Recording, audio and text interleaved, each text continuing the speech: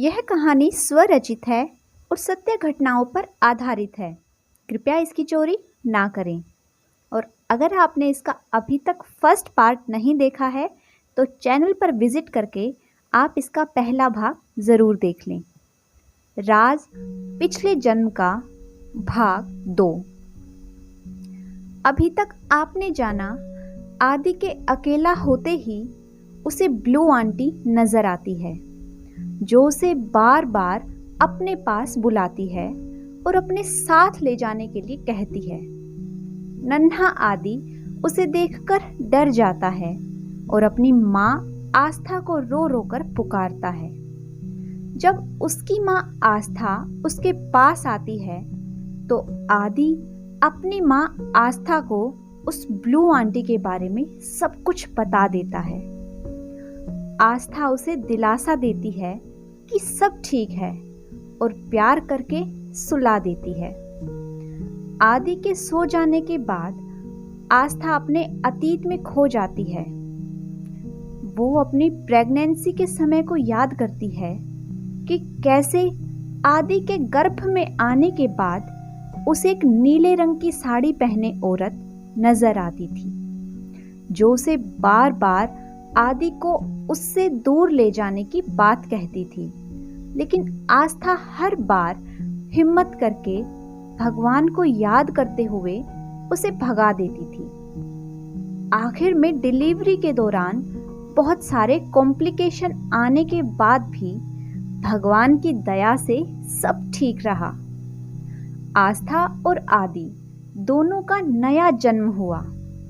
जब आस्था अतीत से बाहर आती है तो पाती है कि सुशांत सामने खड़ा है। सुशांत को देखते ही वो रोने लगती है और उसे आज हुई घटना के बारे में सब कुछ बता देती है। सुशांत यह सुनकर घबरा जाता है, लेकिन आस्था को दिलासा देता है कि जब तक हम अपने बेटे के साथ हैं उसे कुछ नहीं होगा। अब आगे धीरे धीरे समय बीतता जाता है। आदि अब 12 साल का हो जाता है, लेकिन आदि को जाने क्यों बार बार अपनी माँ से दूर होने के सपने आते रहते हैं। वैसे तो आदि बहुत ही होनहार बच्चा था, पढ़ाई में होशियार तो था ही, साथ ही वो एक संस्कारी बच्चा भी था। पर एक डर जो जन्म से ही उसके साथ आया था, वो था उसकी माँ से दूर होने का डर। जाने क्यों यह डर उसे बार बार सताता रहता। ऐसे ही समय बीतता गया और आदि अब 18 वर्ष का हो गया था। एक दिन वो सुबह दुखी होकर उठा और अपनी माँ के गले लग गया। माँ सुबह सुबह उसकी आंखों में नमी देखकर घबरा गई। जब माँ ने पूछा, क्या हुआ बेटा, मेरा बच्चा सुबह सुबह इतना परेशान? तो आदि ने कहा, मुझे शादी नहीं करनी मम्मा, प्लीज आप मेरी शादी मत कराना। यह सुनकर उसकी माँ को हंसी आ गई। वो हंसते हुए बोली, अरे इतनी सी बात, अच्छा क्यों नहीं करनी मेरे बच्चे को शादी? तो वो रोते हुए बोला, आज मैंने देखा मेरी शादी हो चुकी है। मेरी पत्नी, आप और मैं तीनों डाइनिंग टेबल पर बैठे हुए हैं और खाना खा रहे हैं। खाना खाते समय ही आप मर जाती हैं। मेरी पत्नी ने आपके खाने में जहर मिला दिया था। यह देखते ही डर के मारे मेरी आंखें खुल गई। यह सुनते ही आस्था हंसने लगी। वो बोली, अरे पागल, सपने हैं, सपने कौन सा सच होते हैं? इतना सुनते ही आदि बोला, पर माँ वो सब सच लग रहा था। मुझे वो सपना नहीं लगा, ऐसा लगा जैसे मैं उसे जी कर आया हूँ। तो आस्था ने उसे दिलासा देते हुए कहा, अच्छा बाबा ठीक है, तुझे शादी नहीं करनी है तो मत करना। जब तक तू नहीं कहेगा हम तेरी शादी नहीं करेंगे। और वैसे भी अभी तो तेरी पढ़ने लिखने की उम्र है, पढ़ाई पर ध्यान दे। ऐसे ही समय की गति आगे बढ़ती रही और आज आदि का जन्मदिन था। अब वो 20 साल का हो गया था। उसकी माँ आज बहुत खुश थी। सुबह उसके उठने से पहले ही आस्था ने अपने लाडले के लिए उसकी पसंदीदा खीर बना दी थी। जब वो अपने बेटे के पास गई उसे उठाने के लिए, तो आदि ने अपनी माँ के गोद में सिर रख लिया और बोला, माँ, मेरे साथ ही ऐसा क्यों हो रहा है? आज फिर से मुझे वही सब दिखा। मेरी पत्नी ने आपको मार डाला। यह सुनते ही आस्था ने फैसला लिया कि एक ही सपना बार बार आने का क्या कारण है, इसका पता लगाना होगा। आस्था ने अपने पति सुशांत से बात की और सारा मामला समझाया। सुशांत ने कहा, ठीक है, हम इसका पता जरूर लगाएंगे। आस्था और सुशांत अपने बेटे आदि को लेकर हिप्नोथेरेपिस्ट के पास पहुंच जाते हैं। आस्था बताती है कि बचपन से ही उसे एक ही तरह के सपने बार बार आते हैं और बचपन से ही अपनी माँ को खो देने का डर भी उसे परेशान करता रहता है। थेरेपिस्ट कहती हैं कि इसका पता लगाने का एक रास्ता है। आदि का हम पास्ट लाइफ रिग्रेशन करेंगे, जिससे अगर ऐसा कुछ होगा तो सब पता चल जाएगा।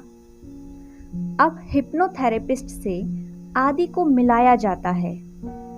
आदि को वह पहले थोड़ा सहज करती हैं।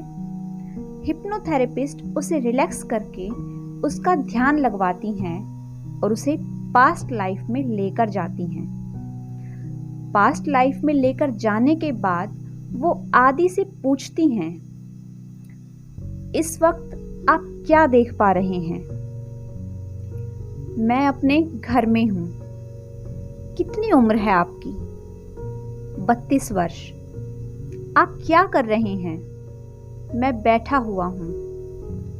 और कौन कौन है आपके पास? मेरी माँ और मेरी पत्नी। क्या हो रहा है वहां? हम सब बात कर रहे हैं। थोड़ा और आगे जाइए। अब आप क्या देख रहे हैं? मैं स्कूल में हूं। आप वहां क्या कर रहे हैं? मैं बच्चों को पढ़ा रहा हूं। क्या पढ़ा रहे हैं? हिंदी। मैं हिंदी का अध्यापक हूं। इस वक्त आपकी उम्र क्या है? मैं 38 वर्ष का हूं। थोड़ा और आगे जाइए। अब आप क्या देख रहे हैं? मैं मर गया हूं। क्या उम्र है आपकी? मैं 78 वर्ष का हूं। आप कैसे मरे? बीमार होकर। आपके आसपास कौन है? कोई नहीं, मैं अकेला हूं। आप अकेले क्यों हैं? सब मर गए। कहाँ हैं आप? घर के आंगन में चारपाई पर लेटा हुआ हूं। कैसे मरे थे आप? मैं बीमार था और भूखा रहने के कारण मेरी मौत हुई। मरने के बाद आपका क्या हुआ? आसपास के लोगों ने आकर मेरा अंतिम संस्कार किया। आप उस समय में जाइए जिसे आप कभी नहीं भूल सकते। अब आप क्या देख पा रहे हैं? मैं अकेला खड़ा हूं और रो रहा हूं। आप क्यों रो रहे हैं? क्या हुआ है आपके साथ? मैं मेरे पिता के दाह संस्कार से आया हूं। इस समय कितनी उम्र है? मैं 17 साल का हूं। जब आप छोटे थे उस समय में जाइए। अब आप क्या देख रहे हो? मैं अपने पापा के साथ खेल रहा हूं। क्या नाम है आपका? नहीं पता। आपके मम्मी पापा आपको किस नाम से बुला रहे हैं? संदीप। पूरा नाम? संदीप कौशिक। आपके पिताजी का क्या नाम है? सुनील कौशिक। अब आप और पीछे जाइए। अब आप क्या देख पा रहे हैं? मैं 4 साल का हूं। क्या देख रहे हैं आप? आज मेरी माँ ने मेरा नाम संदीप रखा है। वो बहुत खुश हैं। आपकी माँ का क्या नाम है? साक्षी। आपकी माँ दिखने में कैसी हैं? बहुत प्यारी। मैं उनके साथ बहुत खुश हूँ। अब आप अपने उस समय और उस घटना में जाइए जहाँ से आपकी माँ को खोने का डर जुड़ा हुआ है। अब आप क्या देख पा रहे हैं? मेरी माँ मरी हुई है। वो कैसे मरी? उनके मुंह से झाग निकल रहा है। मेरी पत्नी ने खाने में उनको जहर दे दिया। मैं माँ के पास बैठकर रो रहा हूँ। फिर मुझे बहुत ज़्यादा गुस्सा आया तो मैंने अपनी पत्नी का गला दबाकर उसको मार दिया। क्या नाम था आपकी पत्नी का? खुशी। क्या पहना हुआ है खुशी ने? साड़ी। किस रंग की साड़ी है? कुछ सफेद। आपकी माँ ने क्या कपड़े पहने हैं? साड़ी। उन्होंने किस रंग की साड़ी पहनी है? नीले रंग की साड़ी है। उनका शरीर भी अब नीला पड़ चुका है। मेरी माँ को मेरी पत्नी ने मार दिया। मेरी पत्नी बहुत बुरी थी। वो मेरी माँ से हमेशा लड़ती रहती थी। जब उसने मेरी माँ को जहर देकर मार डाला तो मुझसे रहा नहीं गया और मैंने गला दबाकर उसकी हत्या कर दी। और यह कहकर आदि रोने लग जाता है।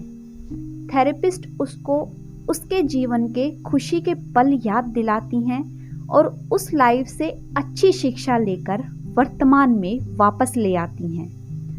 आस्था थेरेपिस्ट को धन्यवाद देते हुए वहां से बाहर निकल जाती हैं। अब आस्था और आदि के सामने ब्लू आंटी की पहेली सुलझ चुकी थी और उनको पता चल चुका था कि आखिर ब्लू आंटी कोई और नहीं, आदि की पिछले जन्म की माँ की आत्मा थी।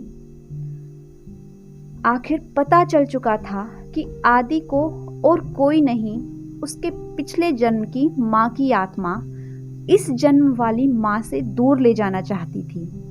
पर आस्था ने उसका डटकर सामना किया था और उसके सामने हार नहीं मानी थी।